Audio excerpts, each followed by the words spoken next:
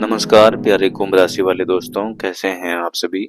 स्वागत है सभी कुंभ राशि वालों का आपके अपने YouTube चैनल ज्योतिष धर्म और कर्म पर, जहां पर केवल और केवल कुंभ राशि की बात होती है। भारत का एकमात्र ऐसा चैनल है यह जिस पर सिर्फ एक राशि यानी कि कुंभ राशि की बात होती है। साथियों, प्यारे कुंभ राशि वाले दोस्तों, 25, 26 और 27 नवंबर यानी कि मंगलवार, बुधवार और गुरुवार, ये 3 दिन कुंभ राशि वालों के लिए कैसे रहेंगे, कैसे आपके मन के भाव रहेंगे, क्या क्या चीज़ें बनने वाली है उसकी बात करते हैं। तो वीडियो को लाइक जरूर कर देना और चैनल को सब्सक्राइब अवश्य करना। साथियों, कमेंट में हमेशा की भांति जय श्री राम जरूर लिखना। कुंभ राशि, जब चंद्रमा आपका छठा स्वामी बनकर 12वें भाव मकर राशि में प्रवेश करता है, यानी कि आपका 12वां भाव है वो मकर राशि का है प्यारे कुंभ राशि वाले दोस्तों, तो वहां जब चंद्रमा गोचर करता है तो एक अदृश्य दरवाजा आपके लिए खुलता है। यह दरवाजा बाहर का नहीं होता है, आपके भीतर का दरवाजा होता है, अपने अंदर प्रवेश करने का दरवाजा होता है। यह संसार या आसपास के लोगों को नहीं, आपकी आत्मा की गहराइयों की ओर खुलता है। और जब चंद्रमा यहाँ होता है, इस गोचर के पहले ही क्षण से आपकी मानसिक तरंगों में अद्भुत परिवर्तन की शुरुआत होती है। विचार गंभीर होने लगते हैं जब चंद्रमा 12वें भाव में आता है कुंभ राशि के। भावनाएं अनुशासन की मांग करती है और मन एक धीमी सी थकान के माध्यम से आपको विश्राम की ओर खींचता है। मानो ब्रह्मांड कह रहा हो, रुको प्यारे कुंभ राशि वाले दोस्तों, सांस लो और स्वयं को पहचानो। इस अवधि में, इन 3 दिनों में आप अपनी भावनाओं को कम व्यक्त करेंगे, आप कम बोलेंगे दूसरों के सामने और महसूस बहुत ज्यादा करेंगे। कल्पना आपकी शांत होगी और सोचने समझने का तरीका बहुत ही प्रबल होगा। लोग सोचेंगे कि आप आज कुछ चुप है, पर वास्तव में आप चुप नहीं रहेंगे, आप भीतर बहुत कुछ सोच रहे होंगे। इस चंद्र गोचर का पहला प्रभाव प्यारे कुंभ राशि वाले दोस्तों की नींद पर पड़ता है। कुछ लोगों को भारी नींद, आपके नक्षत्र के अनुसार, क्योंकि कुंभ राशि में 2.25 नक्षत्र होते हैं, तो कुछ लोगों को भारी नींद, कुछ को अति गहरी नींद, तो कुछ को स्वप्नों की अधिकता दिखाई देगी, बहुत सारे स्वप्न आएंगे। ये सब संकेत हैं कि अवचेतन मन जो है वो आपके मानसिक सफाई कर रहा है, अंदर से जो विचार है उसकी सफाई आपके विचार ही कर रहे हैं। घर परिवार की बातें सोच विचार आपकी घुमाएगी।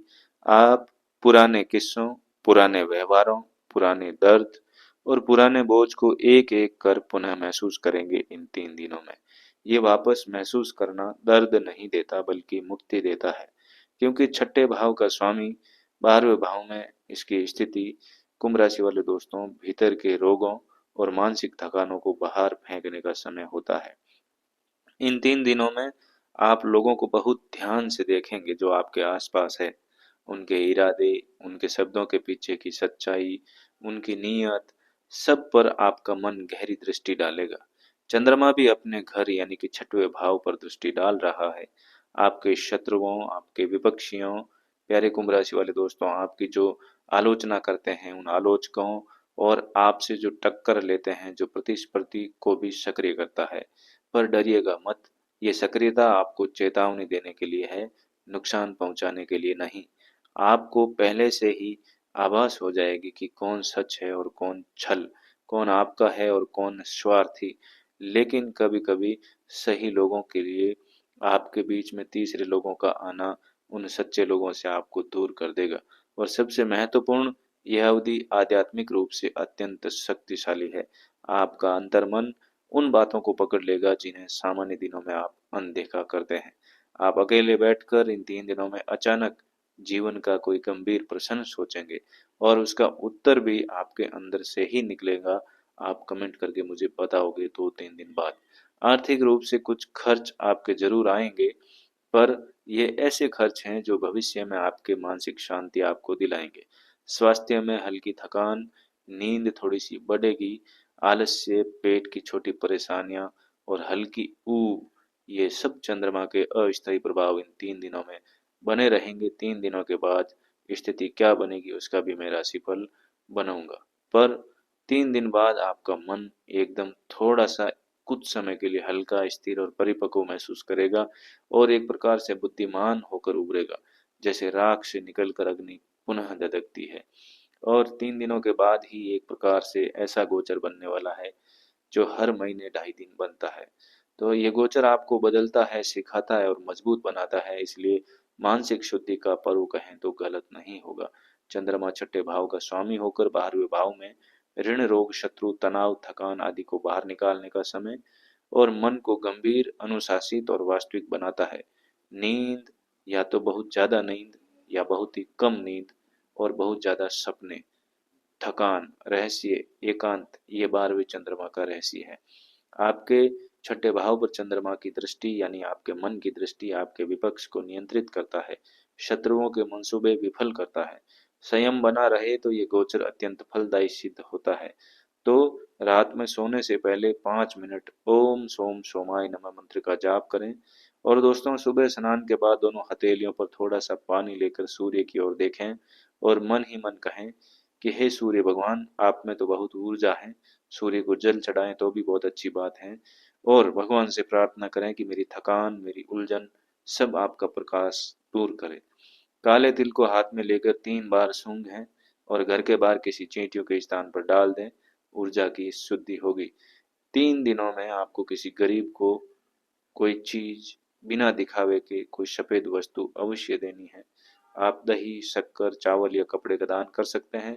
15 मिनट अकेले बैठें, शांत बैठें, ध्यान न भी करें, लेकिन मन को बहने दें। यही आपका उपचार है।